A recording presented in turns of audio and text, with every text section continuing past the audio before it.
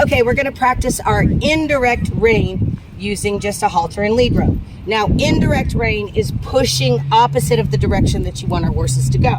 Now, if we want to focus on the horse's forehand, which is crossing over here, without pulling on their head and seeing how well they'll respond to an actual, just a rope around their neck, you can use this. So we're going to use this on this side.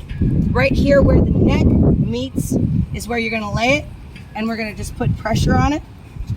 Pressure, and we're going to walk forward until we get that cross. Pressure, cross, pressure, cross, and I put my chin up when I want him to stop. Look down, toes are right in the middle, and there is no pressure on his head whatsoever. It's all right here on that neck. That's really softening that shoulders without putting any pressure whatsoever on his head and teaching him how to work off just a neck rein. Now, if you're moving the forequarters with a horse that primarily neck reins, you can try a whole different method of moving the forequarters. This is using a lead rope. So what we're going to do is we're going to place it from one side to the other. We're going to utilize where that pressure point would be, and we're going to ask the horse to move based on indirect pressure. So indirect pressure and release.